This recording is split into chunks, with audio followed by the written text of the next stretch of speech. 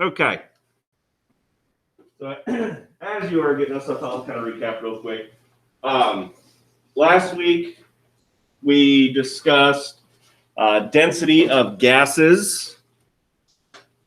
And we're going to be continuing our use of the ideal gas law today. But we're going to be taking a look at something called partial pressures. In fact, we're going to be looking at, real briefly, Dalton's Law of partial pressures. And it's a very simple concept, okay? This law states that the total pressure of a mixture of gases is going to equal the sum of the pressures that each would exert if they were present alone. In other words, if you had a collection of gases that were all mixed together, if we were to take all the gases that are in that mixture and use the ideal gas equation to help us solve for each individual pressure, we could then determine the overall of the gases in their container. I know, mind-blowing, right? So it's very similar if we were adding different liquids together to see what's the total volume. Yeah, that's really all we're doing, okay? We're not really doing anything new, but we're just taking the idea of the ideal gas law and applying it in a different manner, okay? So some examples we have are this. If you collect gas over water, which is going to be gas present over water, you're going to have water vapor mixing in with that gas, okay?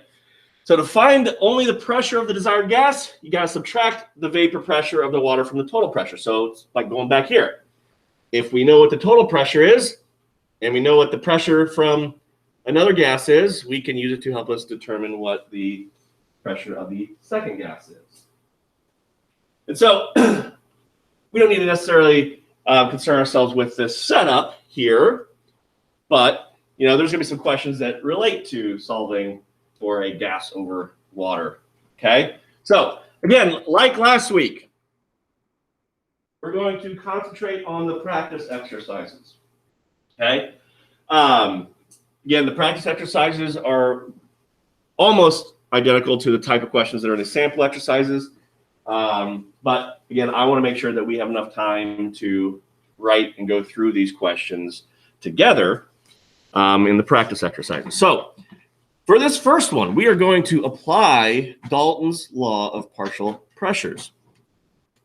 So let's take a look at the follow along with me in your notes under sample exercise 10.10, practice exercise down here. All right. Let me get the go juice here, and we're ready to rock and roll.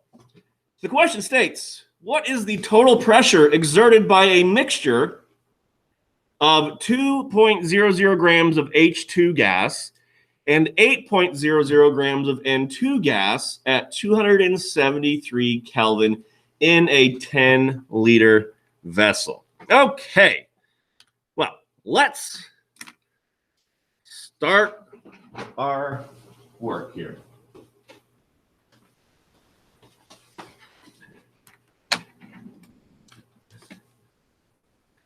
All right, let me get this going. All right, let me lighten it up a little bit. Maybe a little more, maybe even a little more. There we go. Okay, so first thing is, what do we know? Okay, well, we're going to figure out the pressure of both the H2 and N2. Okay, we're not told that directly. Yes, that is the letter H. We do know that the volume was 10 liters. We do know that the temperature was, where was it? 273. Okay. But we also know the R value, same R value, 0.08206 liters times atmospheres over moles times Kelvin. Now, we are given in the problem the mass of H2 and N2, okay? And so we are going to be solving for each partial pressure of each gas. So we're going to be doing this calculation twice, essentially, okay? The Pivnert equation, okay? So we'll be doing Pivnert for one and Pivnert for another. But what we're missing are the moles of H2 and the moles of N2. So we've got to do some initial calculations before we can actually start solving for each pressure, okay? So we know that for H2, we have 2 grams. I'm not putting the 0.00 just to save a little space. We also know that we have 8 grams of N2. How do we go from grams to moles? We did this last week. How do we go from grams to moles? I saw your eyes going in the right direction. Yes, we're going to be using the periodic table. But in what way? Give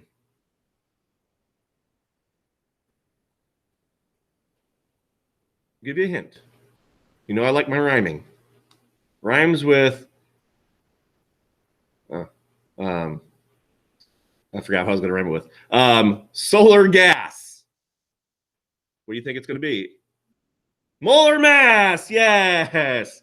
So if we look at the periodic table, for a single atom of hydrogen, it is 1 gram per mole. But how many hydrogens do we have? We've got 2. So we have to take that 1 gram per mole and multiply it by that 2. And since we're solving for moles, we are going to put moles on top and the 2.0 grams on bottom. So you probably don't even need a calculator for this one. How many moles of H2 do we have? 1. Okay. Now we shift our attention to nitrogen. You can probably imagine that we are going to have the mole on top. 1 atom of, or 1 nitrogen has the molar mass of 14 grams per mole. But again, how many nitrogens do we have? We've got 2. So we take that 14 grams per mole and multiply it by 2. 28 grams. And check my work, but we should have 0.286 moles. Okay. We have the moles for each of our gas. We're trying to solve for the partial pressures for each. So I'm going to take my Pivnert and we're going to solve both of the pressures for each gas in the same way. Where we're going to have pressure is equal to nRT over V.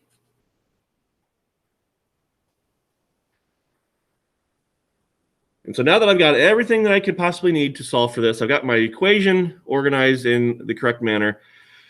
I now spend time and solve for each. So let's first solve for the pressure of H2. So I'm going to take the number of moles of H2, which is 1 mole, because that's what we calculated here, multiply it by R, 0.08206. liters times atmospheres over moles times Kelvin, and multiplied by my temperature of 273 Kelvin. And all that is over 10 liters.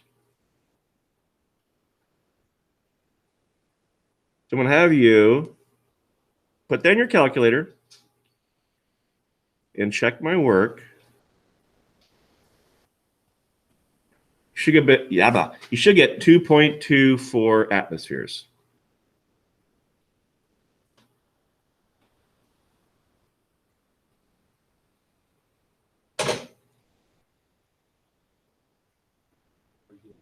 Yeah.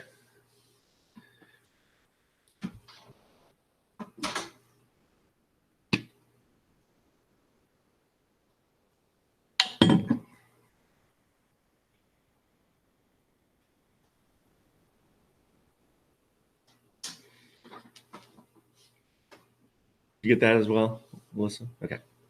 Okay. So we found the pressure, the partial pressure, I should say, of H2. Okay. If you notice up here, I've also started the process of laying out, when I find all the pressures of hydrogen and nitrogen, I'm going to add them up to get the total pressure.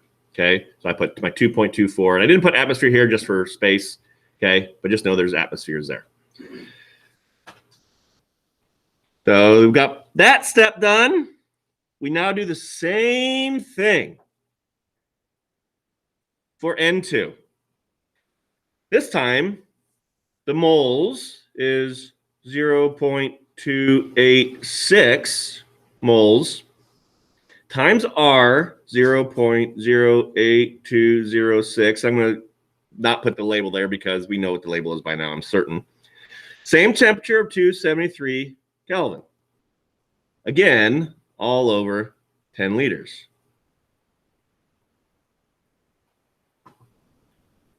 And when we do this, we should get 0.641 atmospheres.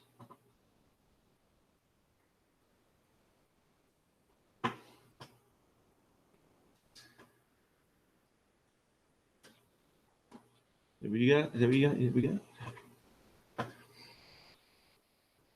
And so I just go ahead and put my newly calculated 0.641 atmospheres there. And I sum them up. 2.24 plus 6.41 should get 2.88 atmospheres. And that's how you do partial pressures. Nothing new. Yes.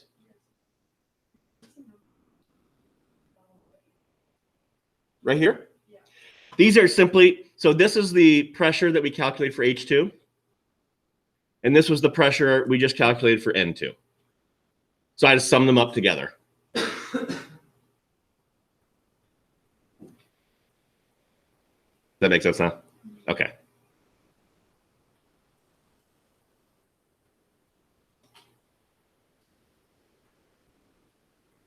Questions on that? All it is basically taking what we've done thus far and just putting a second, doing it double time and just adding them up, okay? So nothing, again, really new.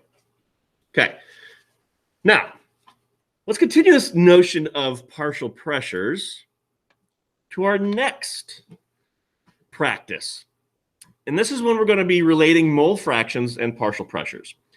So with this one, we're essentially going to be taking a look at a mixture of gases and identifying what molar percentage each gas makes up.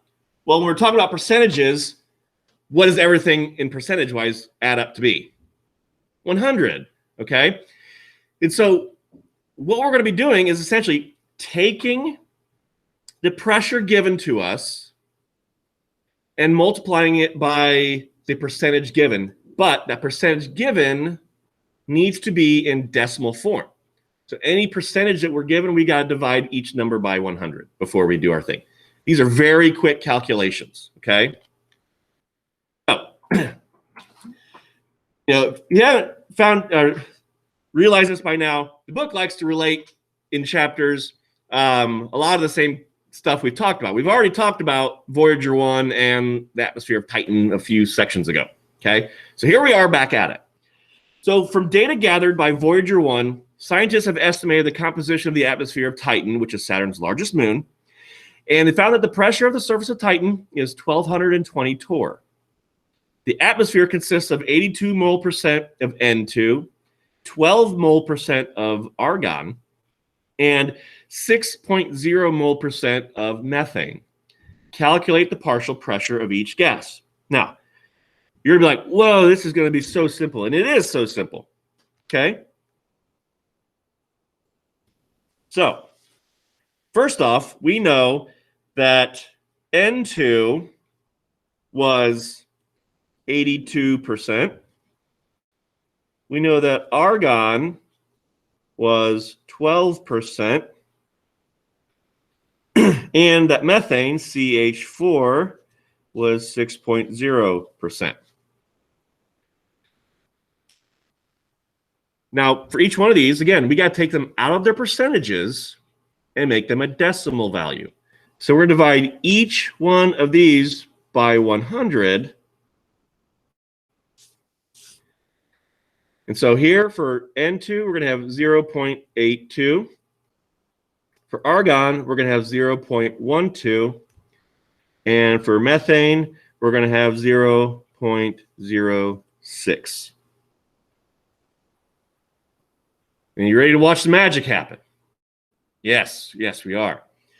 We were told, excuse me, that the pressure, overall pressure, was 1,220 torr. So we take each one of these and solve for its partial pressures. So pressure of N2, we simply take 0.82, multiply it by 1,220 torr,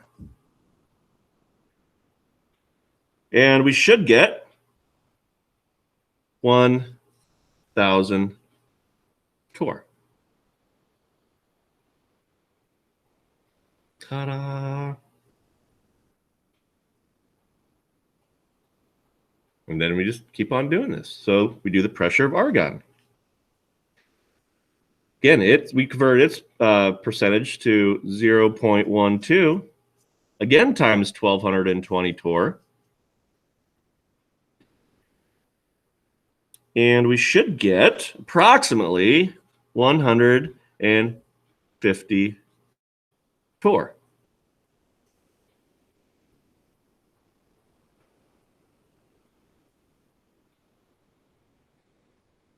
And last but not least, methane.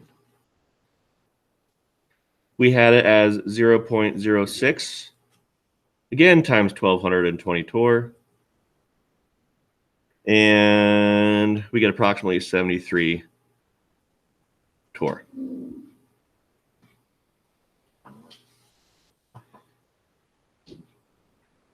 And that's how you do that. Pretty straightforward, yeah? Any questions on it? We got one more idea of partial pressures that we got to do, okay?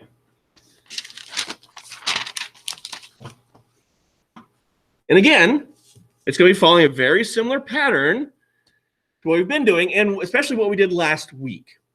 Remember that when we had to use a little bit of stoichiometry, where we had to take that balanced chemical equation and relate one gas to another. That's what we're going to do. But in this case, we're going to take it one step further and we're going to solve for how many grams of gas B or substance B was used, okay? So if I can find where our notes are, there we go. We're going to be doing 10.12. Again, we're going to be calculating the amount of gas collected over water in some way, shape, or form. And here we are at our practice exercise. 1 second. I've just got to write something here. Okay. So ammonium nitrate, which has a formula of NH4NO2, decomposes on heating to form N2 gas. And here, just below this first line, we have the balanced chemical equation. When a sample of ammonium nitrate is decomposed in the apparatus shown over here, 511 milliliters of N2 gas is collected over water at 26 degrees Celsius and 745 torr total pressure. How many grams of ammonium nitrate were decomposed? Okay, so we've got a lot of information going on here. Okay. All right. So let's start listing what we know, because we were given a lot of information. Okay. We said that our pressure, total pressure, was 720 torr. But again, in order to use Pivnert and the constant proportionality value, we have to convert this to atmospheres. So we get 1 atmosphere over 760 torr. Now I want you to calculate that and tell me what you get. If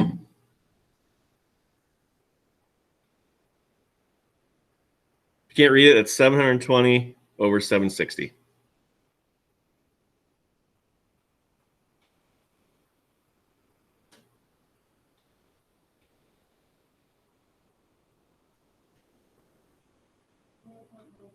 $0.95.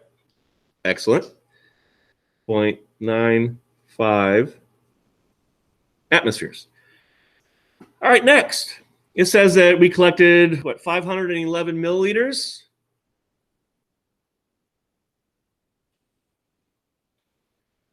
But again, what unit does it have to be in? Liters, exactly. So we're going to take and convert that 1 liter over 1,000 milliliters. And we should get 0.511 liters.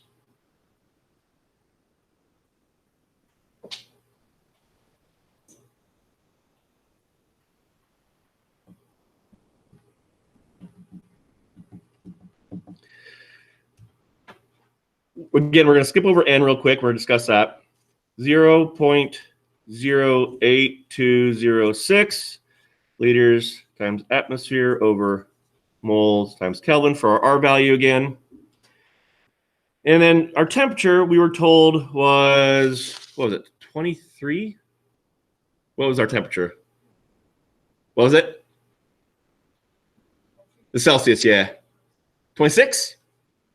26 degrees Celsius, but again, it's got to be in Kelvin, 273, and we should get 299 Kelvin. I can't even write a K there. So what we don't know right off the bat is the number of moles of N2 gas. So that's what we're going to solve for first. And again, we're going to be using Pivnert based off of what information we're given, but we have to solve for N. So we're going to have N is equal to pressure times volume over R times temperature. And so we go ahead and begin the process. Get N equals pressure, which is 0.95 atmospheres, multiplied by our volume of 0.511 liters over R.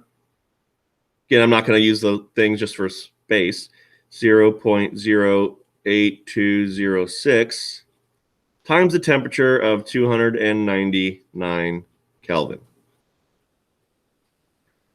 And so since we're solving for moles, our unit, when we solve for this, is going to be moles, okay? And we should get 0.0198 moles of N2.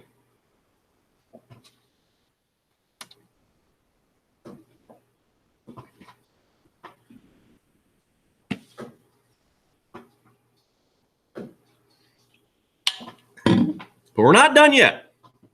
We got a few extra steps. Okay? As long as you're good with that calculation, we'll proceed. Excellent. So that gets us to where we need to begin our final solving of this question. So we need to figure out how many grams of ammonium nitrite were actually decomposed. So we're going to consider nitrogen to be our substance A and our ammonium nitrite to be substance B. So we start this process by rewriting what we know or what we're given. And we know that we have 0.0198 mole of N2. And then we begin the converting process. So we need to go from moles of N2 to moles of ammonium nitrite. And that, again, is where our balanced chemical equation comes into play. Okay? And so we need to have our substance B on top, which is ammonium nitrite. Our N2 is going to be on our bottom, our first conversion. But if you look, it is a 1-to-1 mole ratio. Okay? Neither of them have a coefficient in front of them, so therefore it just means 1. So, if I get to the right camera, so we've got 1 mole of NH4NO2 over 1 mole of N2. Again, NH4NO2, that's the ammonium nitrite. And so now I can cancel out those moles of N2 units. And our last step is using the molar mass of ammonium nitrite. And we get those values from the periodic table. Okay? So we've got 1 nitrogen, 2 nitrogen. And so nitrogen is going to be 28 grams per mole because each one is 14 and there's 2 present. Hydrogen, 1 hydrogen is 1 gram per mole and there are 4 present. So that's going to be 4 grams per mole. And again, I'm just getting this information directly from the periodic table itself. And oxygen. 1 oxygen is 16 grams per mole, but there are 2 present. So we multiply that by 2, and we get 32 grams per mole.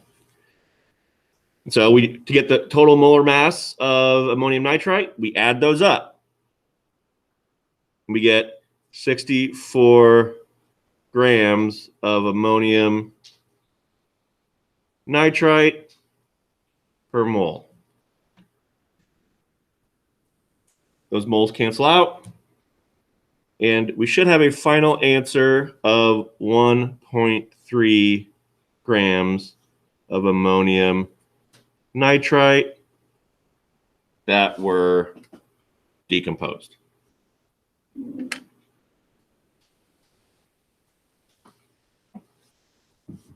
Again, that's why I like this chapter so much, because it does a nice kind of bringing together of new material with past material and combines them, and we get to solve some more complex situations, although the process doesn't have to be extremely complicated. Well, that wraps up section 6, ladies and gentlemen. Again, there's not going to be a quiz or a test to end this chapter, okay? But again, you will see these questions again in your problem set, as well as the homework that you're going to get. So I am going to stop the recording.